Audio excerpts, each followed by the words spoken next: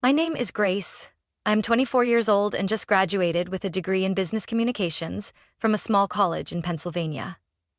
If you had asked me 3 years ago whether I'd end up moving back into my parents' old beige house in the suburbs of Pittsburgh after graduation, I would have laughed out loud. But life has a funny way of reminding you that not everything goes according to plan. I returned to my family's familiar beige house on a gloomy April afternoon, gripping the handle of my worn-out suitcase. In my mind, I kept telling myself this was only temporary. 3 months, maybe 4 at most, and I'd save up enough for a deposit on a small apartment near downtown. I had already pictured it in my mind. Big windows filled with sunlight, a cozy kitchen, and quiet evenings with just me and a cup of hot tea. Thankfully, the job hunt didn't drag out like I feared.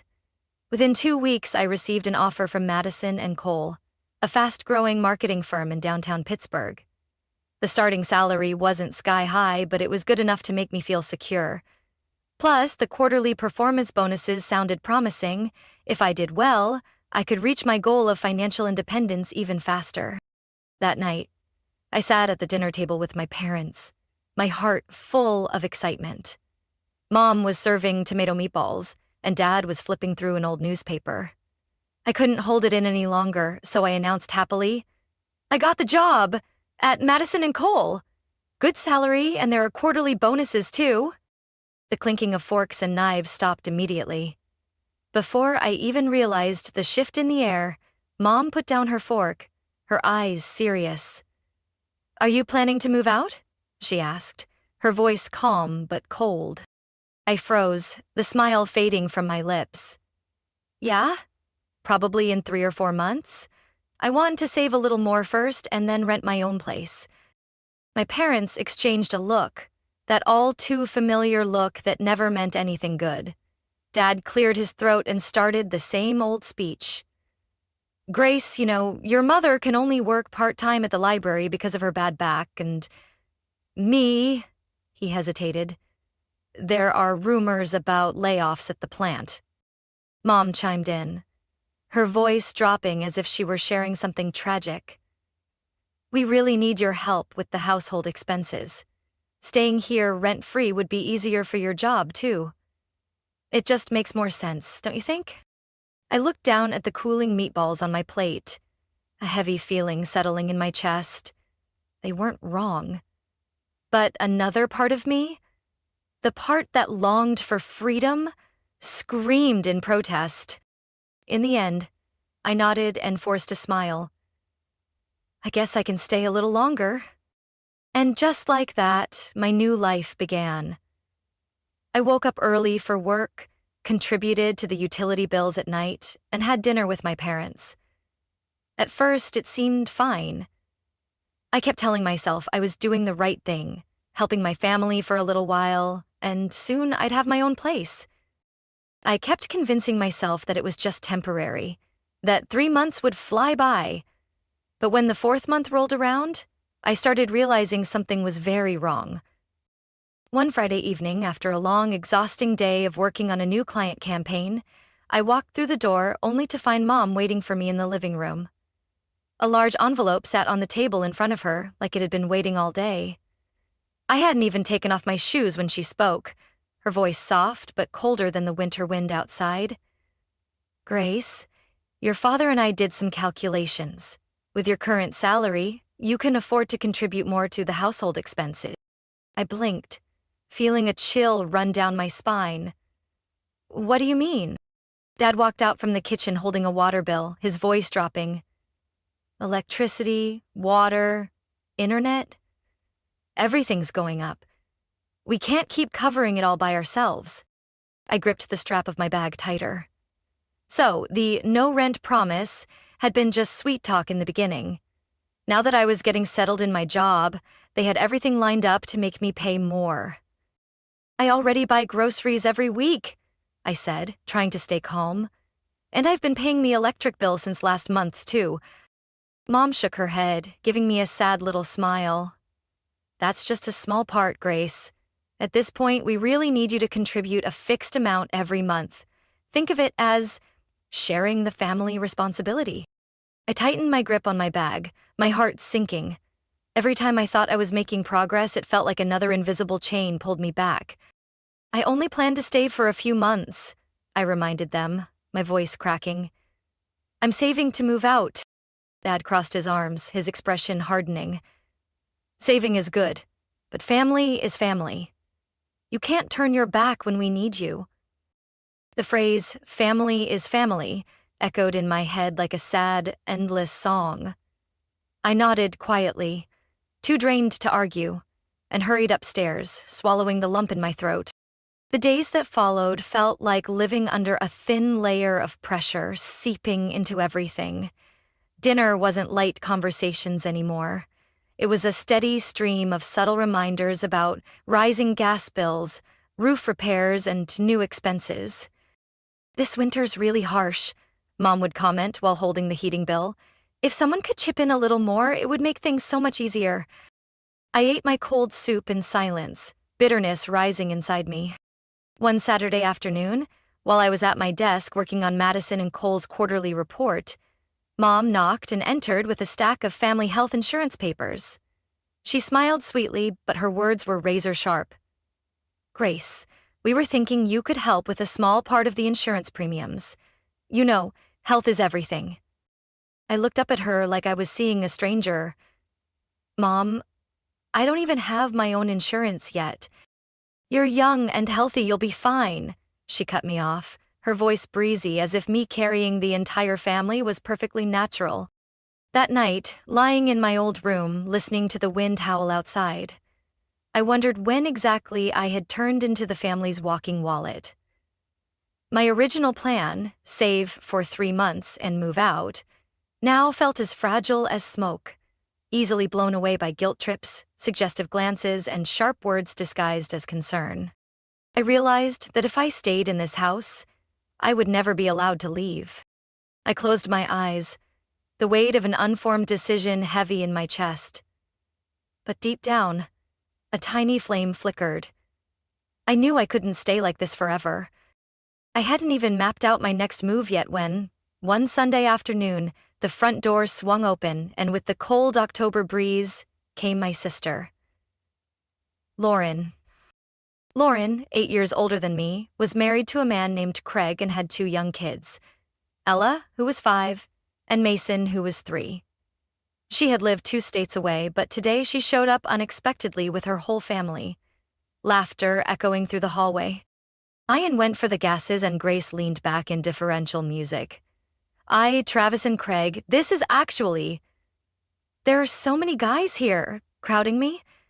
Add in, Mason, it's been so long. She rushed over, hugging and fussing over the kids like they were the most adorable beings on earth. I stood at the kitchen doorway, a glass of water in my hand, quietly observing. A part of me was already used to this, the way Mom lit up at the sight of Lauren, the way Dad abandoned his favorite sports broadcast to greet Craig at the door, the way the entire house seemed truly alive only when Lauren was around. Grace, could you grab another glass for Craig? Mom said sweetly without even glancing at me. I set my water glass down and silently fetched another one, like a shadow moving through the room. That night, I learned something new. It didn't matter that I was grown, that I had graduated with honors, or that I was shouldering a large part of the household expenses. In my parents' eyes, I would always be the background to Lauren's spotlight. Throughout dinner, every conversation revolved around her. Mom couldn't stop asking about the new house Lauren and Craig had just bought, the private school they were considering for Ella, or the luxury Christmas vacation they were planning. Has Ella learned to read yet? My mom asked, her eyes sparkling with pride. She's already reading children's books, Mom, Lauren beamed. And Mason is learning how to swim. He's doing great. That's wonderful, Mom exclaimed, turning to my dad, her face full of pride. Our daughter really is the best. No one asked me about my job at Madison and Cole. No one asked about the campaigns I had won, the nights I stayed up to meet deadlines. No one cared that I was trying, that I was building a life of my own. I cut my meatball into small pieces, chewing silently, barely tasting anything. After dinner, while I was washing dishes, Lauren casually appeared behind me, leaning against the kitchen counter. sipping a glass of white wine. "You're still living here?" she chuckled, as if it was the most bizarre thing. "Yeah," I replied shortly, scrubbing a plate under the hot water. "You know," she sang, "living with your parents at this age is a little weird." I turned and looked straight into her pale blue eyes. "The same as Mom's." "I'm here to help them pay the bills," I said, trying to keep my voice calm. Lauren shrugged and took another sip. "Well, someone had to do it. Lucky for them, they have you." Her smile was light, but every word felt like a needle picking my chest. That night, sitting in my room, listening to Lauren and Craig laughing in the living room, I didn't even feel sad anymore. Just a cold numbness. I was never the first choice. I had never even been a choice. In this house, I was nothing more than the backup, the unpaid help, the placeholder when Lauren's spotlight dimmed even slightly. A thought crept into my mind, clearer than ever. If I didn't save myself, no one would.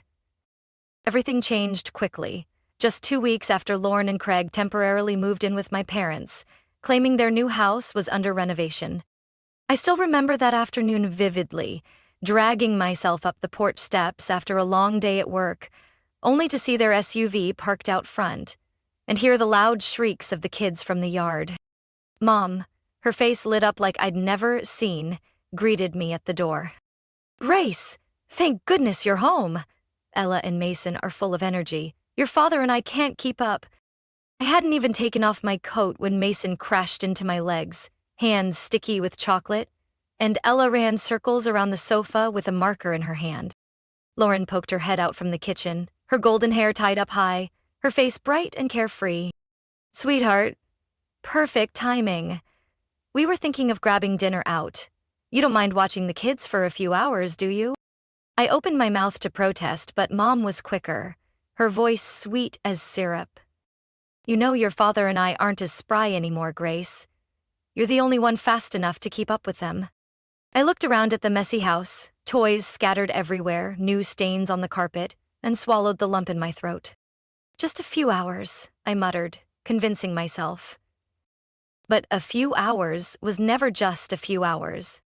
Dinner turned into drinks with friends, then coffee, then a late movie. That night, I stayed up until nearly midnight, coaxing Mason to sleep, while Ella lay crying for her mom. The next day, when I tried to sit down with my parents to share how overwhelmed I felt, all I got were dismissive looks. "My back was killing me all night," Dad groaned, rubbing his hip. "I can't chase after the little ones anymore." Mom sighed sympathetically, mostly for herself. "And I had a headache all morning. Grace, only someone young and strong like you can handle them." And so, an unspoken agreement was made. Grace was the default babysitter. I worked from 8 to 5, came home exhausted, and immediately became the unpaid nanny. On weekends, when my friends went on trips, attended festivals, or simply slept in, I juggled Mason's meals, Ella's coloring sessions, cleaning up the house before my parents' unannounced gatherings. Once, I dared to ask for a weekend off, only to be met with a stunned look, as if I had just committed a grave offense. "You can't just think about yourself, Grace," Mom said, her voice heavy with guilt. "Lauren and Craig need some time together. The kids are little. Who else will care for them if not you?" I stayed silent. In this house, every argument revolved around one thing: everyone else's needs. Mine simply didn't exist. Worse yet, Lauren began to treat my presence as a given. Every time I walked through the door after work, she was there, waving a list of tasks: feed Mason, help Ella with preschool assignments, fold laundry, clean up toys. "We've got date night," Lauren said once, applying lipstick in front of the living room mirror while I bounced a crying Mason on my hip. "Someday, you'll get it. This is good real-world experience for you." I clenched my jaw, feeling like I was being shackled to a life that wasn't mine. Every day, I felt myself sinking further, losing little pieces of myself. And deep down, a voice kept growing louder. It's time to change, Grace. If you don't stand up, no one will. The news came on a cold Tuesday evening as I walked through the door. Lauren sat at the kitchen table, clutching her phone, her face tense. Craig was pacing the living room, his hands running through his messy brown hair. Before I could ask what was happening, Mom appeared, her voice choked as if she had just been hit with a blow. Grace, we need to talk. I unwrapped my scarf, my stomach dropping. Craig just got notice, Mom said quickly, wringing her hands. His company went bankrupt. Lauren's family lost their main income. I looked at Lauren. She sat with her head bowed, her shoulders shaking slightly, one hand covering her face. I knew she was my sister, but I couldn't stop the unease curling inside me.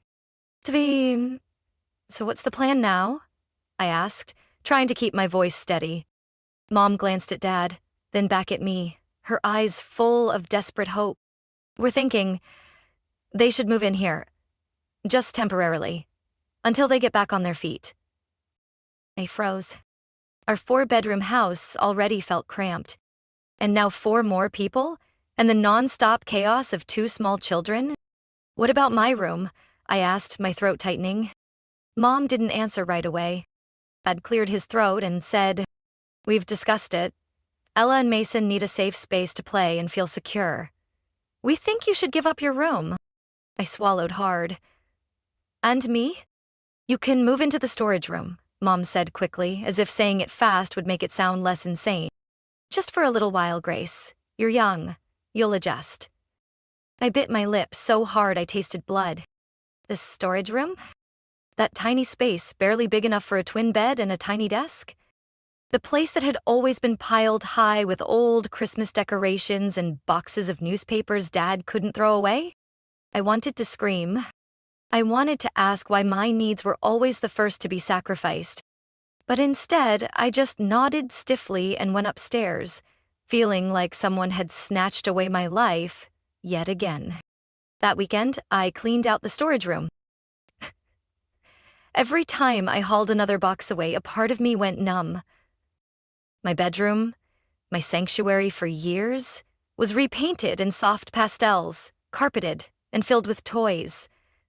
The day Lauren and Craig officially moved in, the house turned into a chaotic beehive.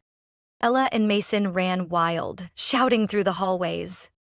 Lauren directed the furniture like a queen orchestrating her court, while Craig fumbled with Mason's crib in the dining room. Mom couldn't stop gushing over the kids. Dad brewed coffee for Craig like he was some kind of honored guest. And me? I vanished into my new room, struggling to hold back the sighs as I rebuilt my flimsy twin bed. That night, after things calmed down, I went to the kitchen, looking for something to eat. There was a plate of cold cookies on the table, and the living room echoed with the sounds of a cartoon Ella was watching. Mom caught sight of me and said quickly, "Grace, can you watch Ella and Mason tomorrow? Lauren and Craig have some paperwork to take care of." I froze. "I have work," I reminded her, my voice raspy. "Just in the evening," she said, already clearing plates. "Just a few hours.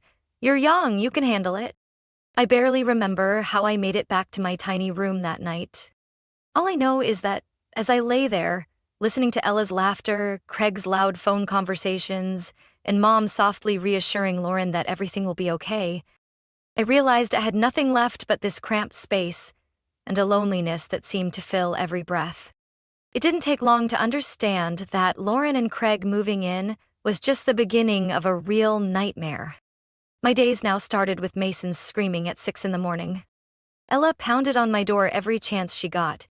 I hadn't even opened my eyes before the house thundered with footsteps, clattering toys and blaring cartoons. Hiding in my tiny room before work barely bought me 10 minutes of peace. Mason would often sneak in, smearing crayon marks or cookie crumbs all over my paperwork. Once, I spent an entire night scraping crayon stains off a client contract due the next morning. Lauren and Craig lived like they were on vacation. Lauren spent most of her time scrolling through social media or chatting with friends.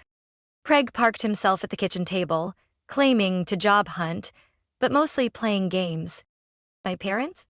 They were thrilled with the chaos. Whenever I mentioned the noise or the mess, Mom would chuckle. "They're just kids. Let them be free." Dad would nod along, like the noise and disorder were proof of a happy family. After work, I dragged myself home, only to be thrown into the same endless cycle: babysitting, cooking, cleaning. Dinner became a frantic juggle: cutting Mason's food, mopping up Ella's spilled juice, forcing down my own cold leftovers. Or still, the bills started skyrocketing.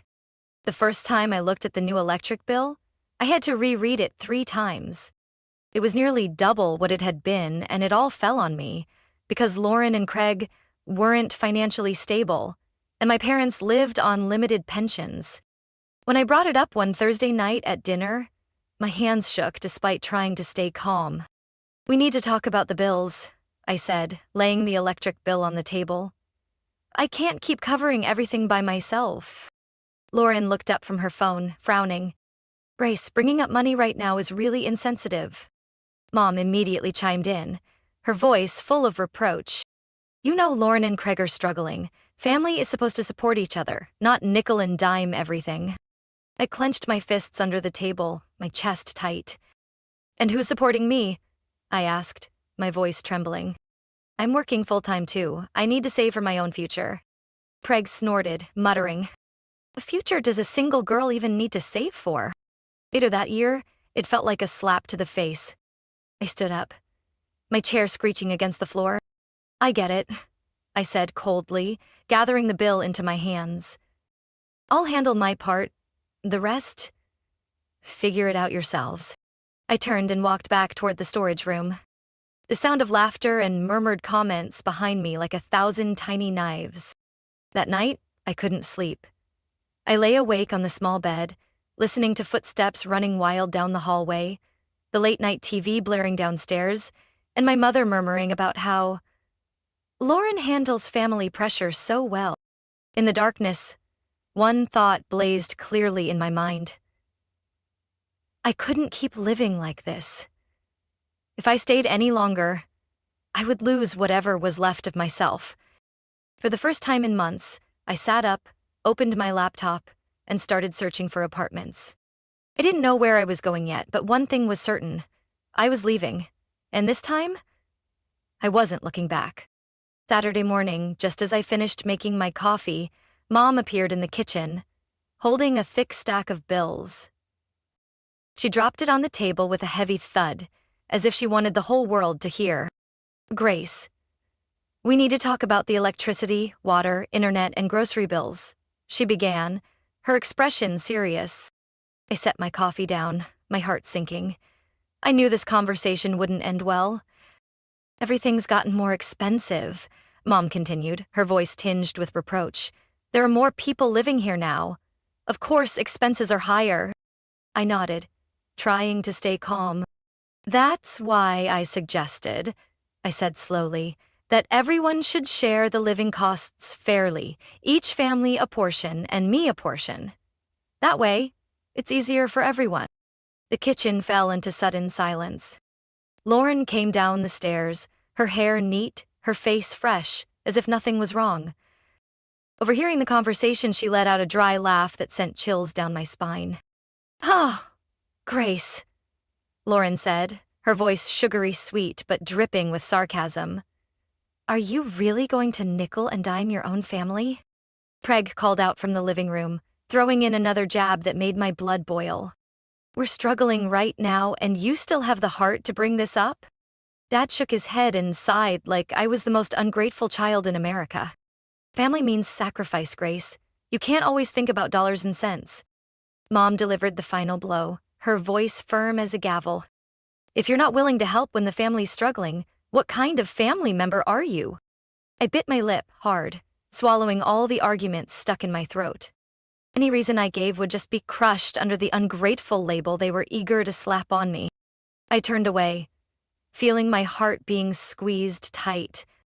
The coffee in my hand had gone cold, just like the numbness spreading through me. From that day on, my resentment wasn't just a quiet simmer anymore. It became a storm, growing bigger and stronger every day. Lauren and Craig kept using me as their free weekend nanny. Every Friday afternoon, I'd get a text from Lauren.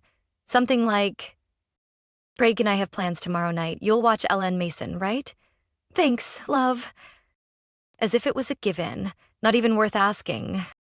My parents kept using their health as an excuse anytime I hinted that maybe they should help. Dad's got a headache. Mari's mom's back is acting up. We're getting old, Grace.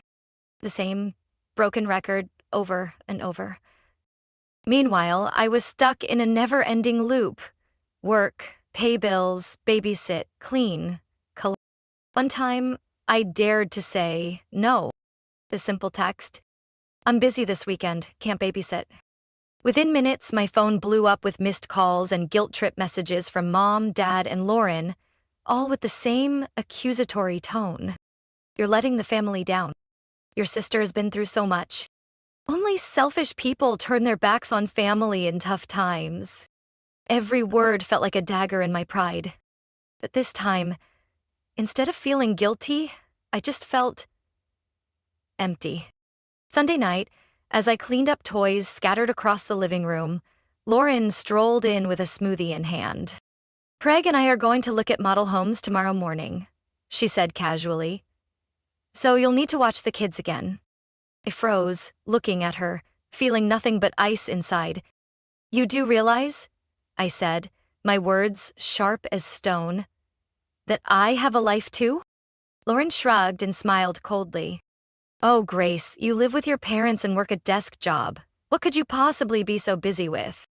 I stood up straight, staring directly into her eyes. For the first time in months, I felt no fear. No hesitation. "Just wait," I said softly. "You'll find out soon enough." I turned and walked away, leaving behind Lauren's annoyed, confused face. Inside me, a plan was forming. And this time, I swore no one was going to crush my dreams again. I sat, curled up in the cramped storage room, the dim light from an old desk lamp casting uneven shadows on the walls. In my hands was a text from Rachel, my best friend from college. "Grace, we're planning a ski trip to Blue Ridge Mountain this weekend. Come with us. You need a break from that madhouse." I stared at the screen, torn. Part of me wanted to say no, like always, claim I was too busy, had family obligations, or just fear. But this time, a fierce need flooded through me. I had to get out. I had to breathe. I had to remind myself that another life existed beyond this endless cycle of bills, babysitting, and cleaning. I typed back, "I'm in. Save me a spot." Just then, I heard a knock at the door. Lauren peeked in. Her perfect golden hair tied up neatly, her smile bright like she had never known hardship. "Bruce," she sang. "Craig and I got invited to Uncle Gene's birthday party downtown this Saturday. Mom and Dad are coming too. You'll watch Ella and Mason, right?" I looked up, my voice calmer than even I expected. "Sorry, I won't be home this weekend." Lauren frowned, not understanding. "Why?" "I'm going skiing with my friends," I repeated, emphasizing every word. The air in the room seemed to freeze. "You're kidding," Lauren barked a sharp laugh. "Grace, this is a family thing." "No, I'm not kidding," I said, standing up, feeling a new strength rush through me. "I have a right to live my own life. I'm not your free babysitter anymore." Within minutes, shouting echoed downstairs. "Craig, Mom, Dad," all chiming in, a chaotic choir of outrage. "You're abandoning your family for a ski trip, Grace?" Mom shrieked. "I can't believe how irresponsible you're being," Dad growled. "We trusted you, and you betrayed that trust," Craig chimed in, as if he had the most right to speak. With her squeezed, Lauren pointed her finger straight at me, her voice shaking with anger. "If you walk out of this house this weekend, don't ever come back." Her words hit me like a hammer to the chest, but instead of collapsing like they expected, I simply smiled, the first truly free smile I had in months. "Don't worry," I said coldly. "I'm leaving, and I have no intention of coming back." They stood frozen. as if they couldn't believe what they just heard. But I didn't give them a chance to react. I turned, went upstairs, and started packing. Not much, just a few sets of clothes, my laptop, personal documents. The rest? I was ready to leave behind without a second thought. I heard my mother's wailing from downstairs, my father shouting, Lauren's furious voice, all swirling together like a storm behind me. But I didn't look back. Not once. Just a few hours later, I was behind the wheel of my old car, driving straight out of the street I had grown up on, leaving behind the suffocating walls and the people who only knew how to demand but never how to understand. That night, I slept on Rachel's small couch, in a cozy apartment filled with laughter. For the first time in a very long time, I could breathe air that wasn't heavy with resentment or expectations. The next morning, I woke up on Rachel's couch, weak winter sunlight filtering through the curtains. In my mind was a strange sense of relief, a feeling I had forgotten for months. Rachel handed me a hot cup of coffee. "Grace, are you sure?" she asked, her eyes full of worry and pride. I smiled, more certain than ever. "I'm sure." That very afternoon, I went back to the old house, not to apologize, not to negotiate, but to end it all. The whole family seemed to be waiting. Mom sat in the living room, her face cold as ice. Dad had his arms crossed, disappointment plain on his face. Lauren stood next to Craig, lips pressed tight, while the kids played with toys on the floor, blissfully unaware of the storm about to hit. I took a deep breath and stepped into the center of the room. "I'm here to pick up the rest of my things," I said calmly. "And to let you know, starting today, I no longer live here. I'm not paying any more living expenses either." The air grew thick, as if the room had been drained of oxygen. Mom jumped up, her face pale. "Lee, Grace, you can't do this. Families don't abandon each other." I looked straight into her eyes, unblinking. "No, Mom. Real families don't exploit each other like this." Dad slammed his hand on the armrest, his voice booming. "You're only thinking about yourself." I swallowed the anger rising inside me and replied with a strange calmness. "I've been thinking about everyone else for years. Now it's time to think about myself." Lauren scoffed, crossing her arms.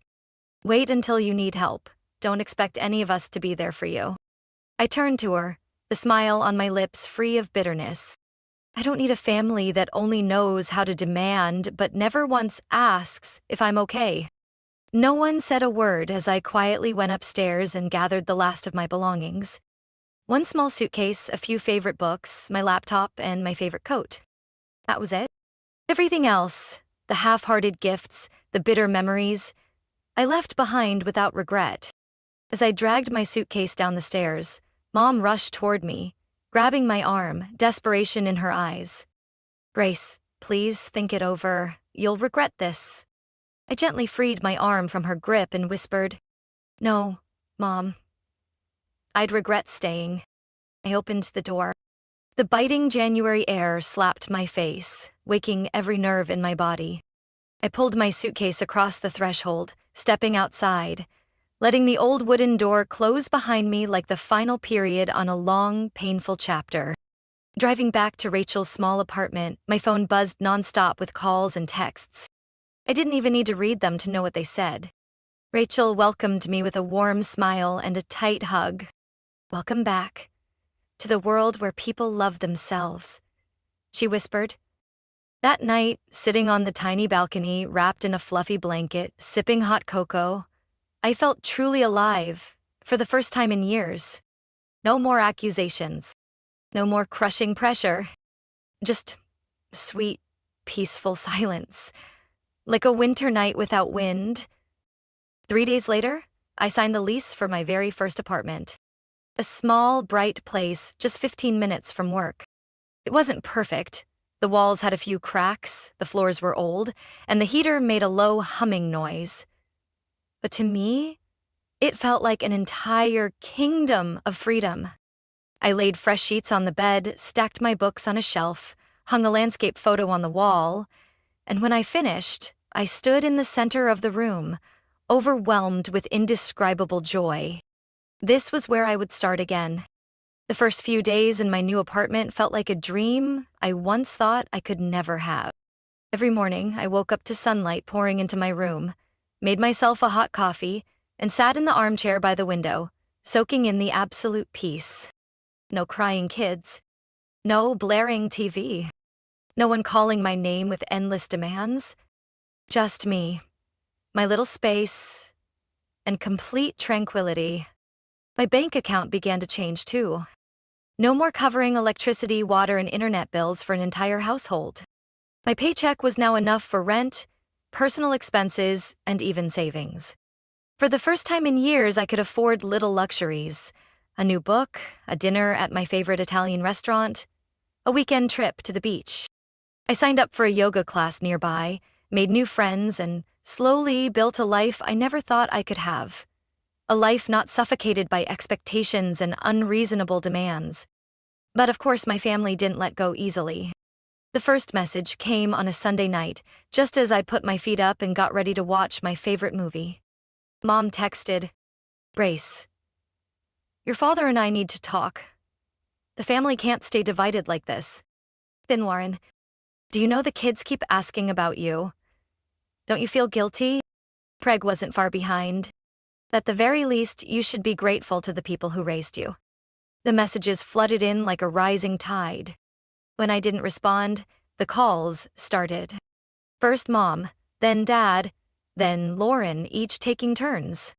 I held my phone, watching it light up and go dark again and again, feeling no guilt anymore.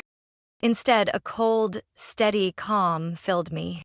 I was too familiar with this emotional manipulation, sweet words laced with threats, fake tears mixed with accusations.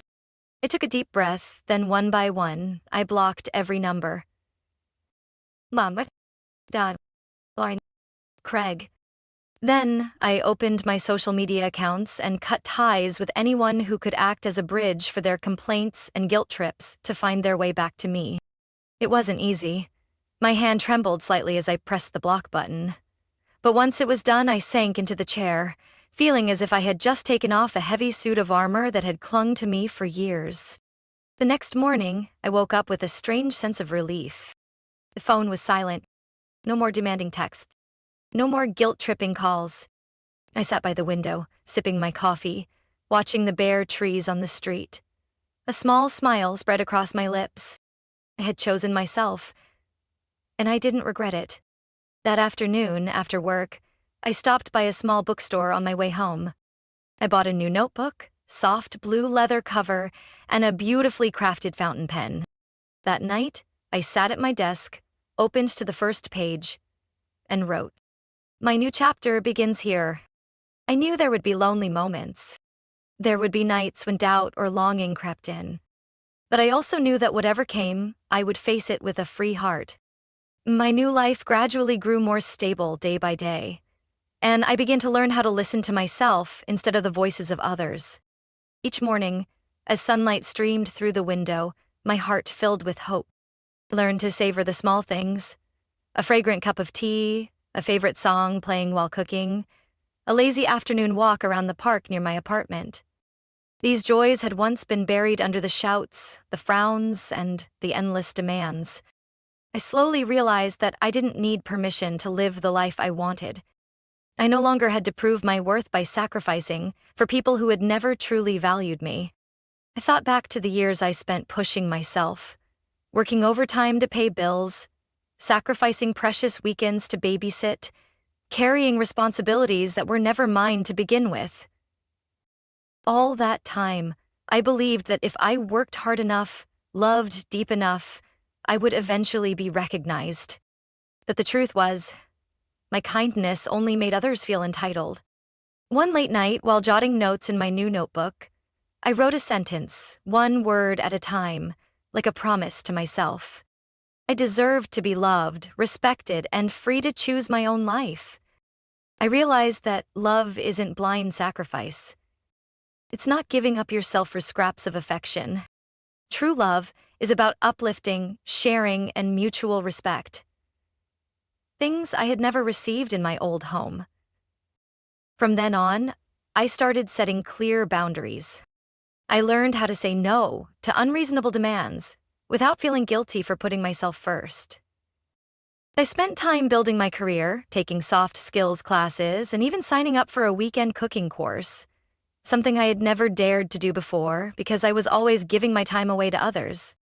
Weekends were no longer spent staggering from exhaustion but became precious moments of true enjoyment. Short road trips, coffee dates with friends, cozy evenings reading under the warm glow of a lamp. I reconnected with old friends, the ones I had forgotten while caught up in my family's chaos. Genuine friendships, unjudged conversations, bursts of carefree laughter. They were like medicine reviving my spirit. One spring afternoon, sitting in my favorite little cafe, I realized I no longer felt any need to go back. No more longing for approval. No more waiting for an apology or a reconciliatory hug. I had found peace within myself. My family still occasionally tried to reach out, but this time I didn't feel pulled back into the old cycle of guilt and duty. I could smile calmly at their attempts because I knew I had stepped out of that shadow for good. I chose my life, a life that was free, full, and overflowing with love. Love for myself first. My story is a powerful reminder that everyone deserves to live their own life, not to be a shadow in someone else's. When I found the courage to let go of burdens that weren't mine, I finally experienced true freedom and happiness. Life was no longer about silent sacrifices, but about building my own value and dreams. Sometimes, to find the light, you have to be brave enough to leave even the most familiar places behind. And I did it. What do you think about Grace's journey? Was she right to walk away and reclaim herself? Share your thoughts in the comments. Don't forget to follow the channel for more heartfelt and inspiring family stories.